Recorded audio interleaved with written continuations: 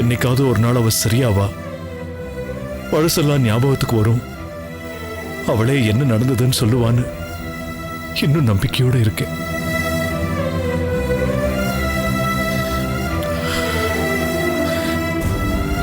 உயிரையே வச்சிருக்கேன் சார் அவன் மேல. எங்களுக்கு கல்யாணம் ஆனப்போ ரஞ்சனி ஊர்ல இல்ல, அவ போலீஸ் ட்ரைனிங்க்கு போயிருந்தா.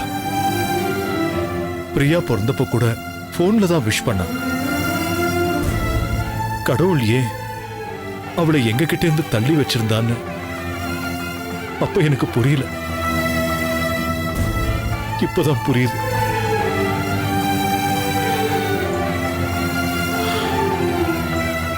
என் பொண்ணுக்கு உடம்பு சரியில்லை. ரஞ்சனி உங்ககிட்ட சொல்லிருப்பான்னு நினைக்கிறேன். அவ வாழ போற நாள் ரொம்ப கொஞ்சம். அம்மாவை பார்க்கணும்னு அவ துடிச்ச துடிப்ப உங்களுக்கு புரிய வைக்கிறது ரொம்ப கஷ்டம். உங்க அம்மா வைத்தியக்கார ஆஸ்பத்திரியில் இருக்காங்க. எப்படி சார் அவகிட்ட சொல்றது? அவ ஒரு வருஷம் இருப்பா, ஒரு மாசம் இருப்பா, நாளைக்கு வரைக்கும் இருப்பா. இன்னைக்கு நைட் கண்டிப்பா சாக மாட்டான்னு எனக்கு நானே தைரியம் சொல்லிட்டு இருப்பேன்.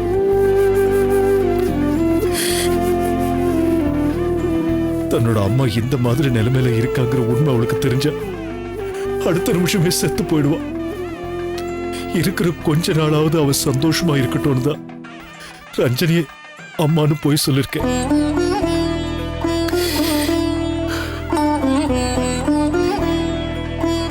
இதை என் பொண்ணுக்காக செஞ்சேனா என் பொண்ணு இன்னும் கொஞ்ச நாளாவது உயிரோட இருப்பாங்கிற சுயநலத்துக்காக செஞ்சேனான்னு எனக்கு தெரியல சார்.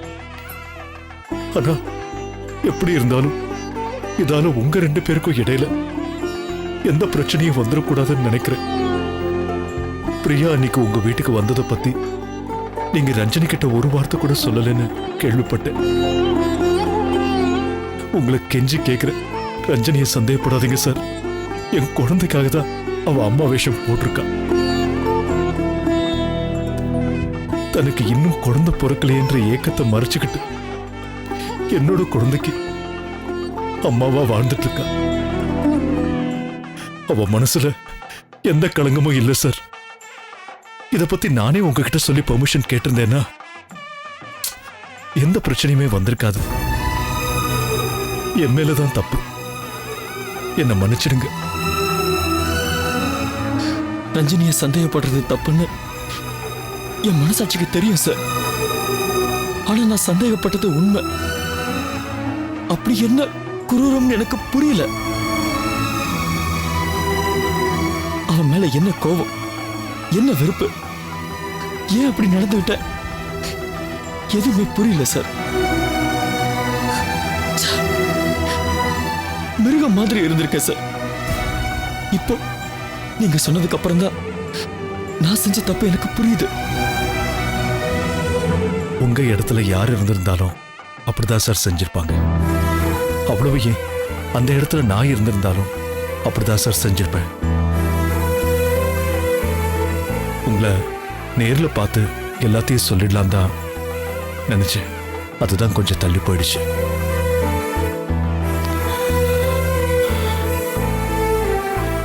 ரஞ்சனியோட கடந்த கால வாழ்க்கையை பத்தி உங்ககிட்ட எவ்வளவு தூரம் சொல்லியிருக்கான்னு எனக்கு தெரியாது. எல்லாத்தையுமே உதறிட்டு ஓடி வந்தவ அவ. அதனால எதையுமே சொல்லிருக்க மாட்டான் தான் நான் நினைக்கிறேன். அவ ஒரு போலீஸ் ஆபீசருங்கிறது எனக்கு இப்பதான் சார் தெரியும். அது கூட அவளா சொல்லல. என் மேல இறக்கப்பட்டு விதியா பார்த்து சொல்ல வச்சிருச்சு. பெத்தவங்க வேண்டாம், சொந்தக்காரங்க வேண்டாம், படிப்பு வேண்டாம், வேலை வேண்டாம், அந்தஸ்து வேண்டான்னு எல்லாத்தையுமே தூக்கி எறிஞ்சிட்டு வந்திருக்கா. அவ பட்ட காயம் பெருசு சார். அவளே மனசு வந்து சொன்னாதான் அது புரியும். ரஞ்சனி மாதிரி ஒரு பொண்ணு மனைவியா அமைஞ்சதுக்கு நீங்க கொடுத்து வச்சிருக்கணும். நான் என்ன சொல்லணும்னு நினைச்சேனோ சொல்லிட்டேன். உங்களுக்கும் புரிஞ்சிருக்கும்னு நினைக்கிறேன். என் குழந்தையால வந்த பிரச்சனைக்கு என்ன மன்னிச்சிடுங்க. தயவு செஞ்சு ரஞ்சனியை புரிஞ்சுக்கங்க சார். என் குழந்தையோட உயிரை விட ரஞ்சனி நல்லா இருக்கணும்னு நினைக்கிறேன் சார். அவ பாவம் சார், அவ பாவம். அவ நல்லா வாழணும். புரிஞ்சுக்கங்க சார் ப்ளீஸ். ஆமா,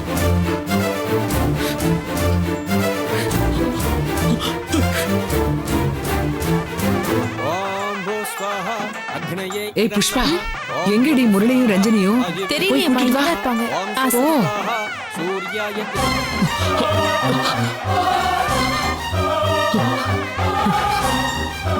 அண்ணி என்ன பண்றீங்க? அம்மா உங்களை காணோன்னு கூப்பிட்டு இருக்காங்க, வாங்க. இதோ வரேன்.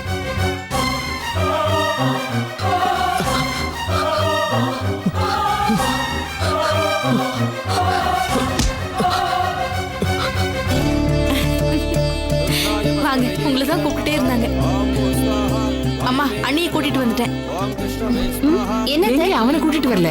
தெரியல.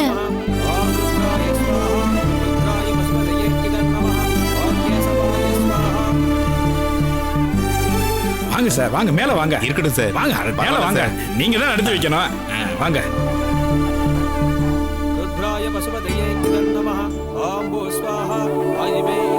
சம்பந்தியம்மா, இவர் பேர் ராஜேந்திரன், இன்ஸ்பெக்டர் ஆஃப் போலீஸ். என் குடும்பத்துக்கு சாமி மாதிரி. இவர் கையால என் பொண்ணுக்கு தாலி எடுத்து கொடுத்தா என் பொண்ணு வாழ்க்கை நல்லா இருக்கும்னு நான் நம்புறேம்மா. சந்தோஷமா செய்யுங்க சம்பந்தி. சரிம்மா.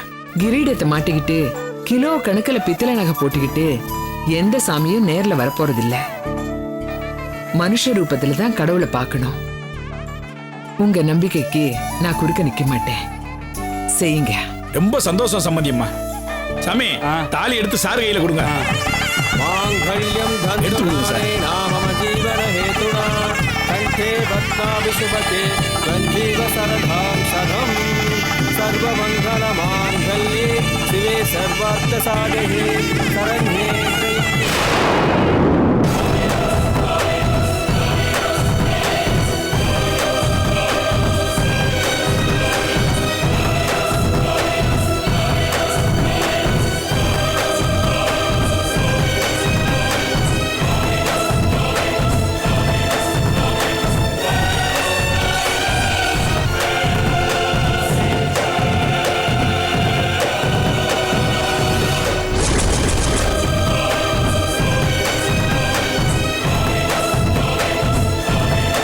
சொல்ல சொல்ல கேட்காம நினைச்சதை சாதிச்சிட்டல.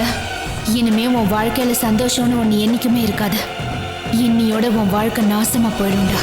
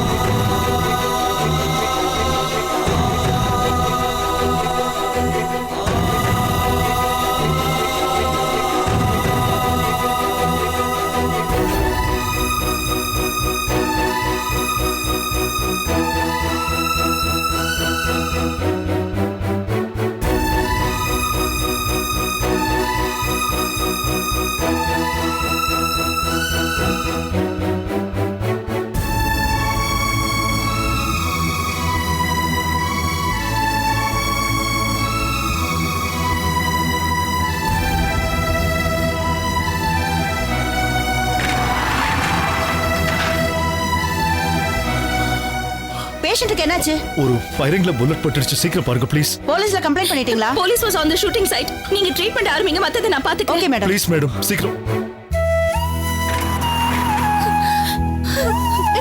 டாக்டர், இப்போ அவருக்கு எப்படி இருக்கு?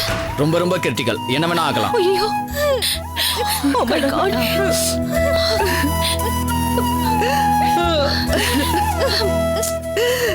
என்ன ரஞ்சினி, ஏன் நம்ம குடும்பத்துல மட்டும் இப்படி எல்லாம் நடக்குது? நம்ம யாருக்கு என்ன கெடுதல் செஞ்சோம்? துப்பாக்கியால சுடுற அளவுக்கு நம்ம மேல யாருக்கு பகை? அம்மா அழாதம்மா, அண்ணனுக்கு ஒண்ணு ஆகாது. அண்ணன் கண்டிப்பா பொழைச்சிருவாருமா. அண்ணி, இது அண்ணனை டார்கெட் பண்ணி ஷூட் பண்ணல அண்ணி, உங்களை எய்ம் பண்ணி தான் ஷூட் பண்ணிருக்காங்க. எனக்கு என்ன வேணாலும் ஆகட்டும் சூர்யா, ஆனா உங்க அண்ணனுக்கு எதுவும் ஆக கூடாது. நீங்க அழாதீங்க, இல்ல சரியா அம்மா, அழாதீங்க. அத்தை,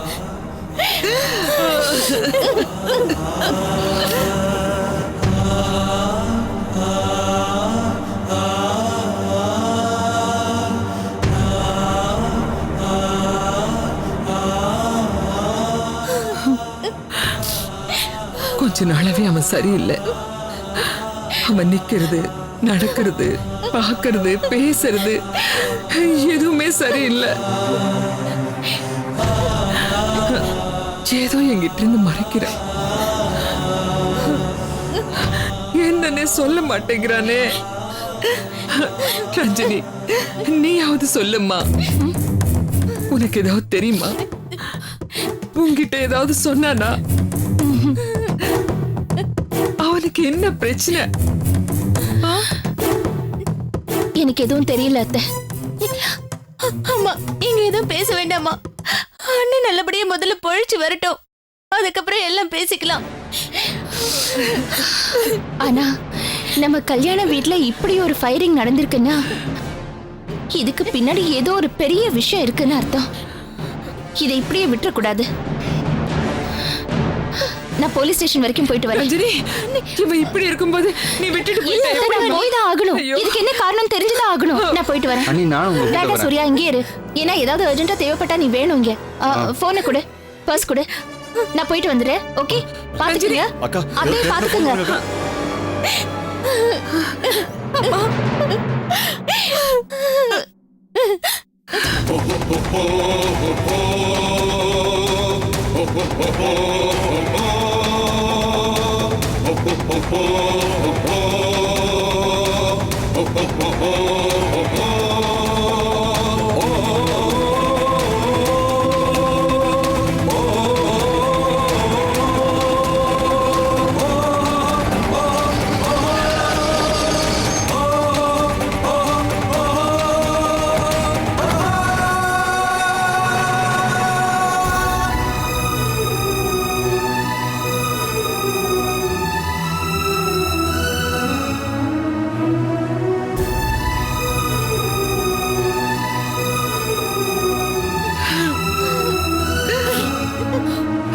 கொஞ்சம் தள்ளுங்க.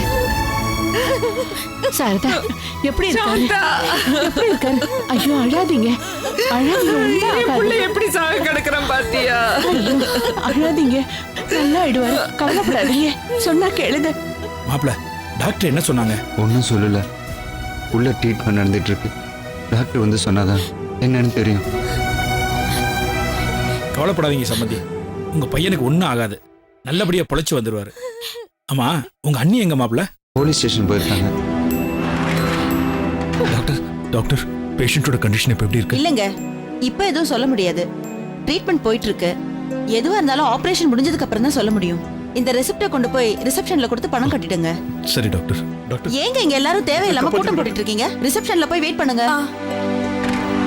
வாங்கம்மா. வா சாரதா, போலாம். வா.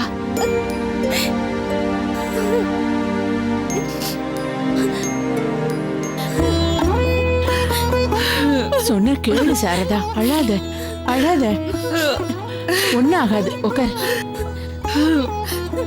கடவுளே, அழாத, புள்ள கொண்டு ஆயிடக்கூடாது. ஒன்னும் ஆகாது, கவலைப்படாத. என் உயிரை வேணா எடுத்துக்கோ. அப்படியெல்லாம் பேசாத சாரதா. என் பிள்ளைய ஒண்ணும் பண்ணிடாதப்பா, அவன் நல்லா இருக்கணும். அவனை நம்பி ஒரு பொண்ணு இருக்கா. அவ தாலிக்கு எந்த ஆபத்தும் வந்துடக்கூடாது, வரவே கூடாது. என்ன ஆகாது சாரதா. அம்மா அம்மா உனக்கு ஏற்கனவே டாக்டர் ஹார்ட்ல ப்ராப்ளம் இருக்குன்னு சொல்லிருக்காரு. ஓவரா ஸ்ட்ரெயின் பண்ணிக்கிட்டா ஏதாவது பிரச்சனை ஆயிடும். போதுமா, அழாதம்மா, நீ கவலைப்படாதம்மா. அண்ணனுக்கு ஒண்ணு ஆகாது, நீ கவலைப்படாதம்மா. மாப்பிள்ள கொஞ்சம் தண்ணி கொண்டு வாங்களேன். நான் அப்படியே ப்ரெஷர் மாத்திரை வாங்கிட்டு வந்துடுறேன். சீக்கிரம் வந்துரு. அம்மா ஒண்ணு ஆகாது, அவர் நல்லபடியா ஆயிடுவாரு. கவலைப்படாத சாரதா, சொன்னா கேளு, அழாத.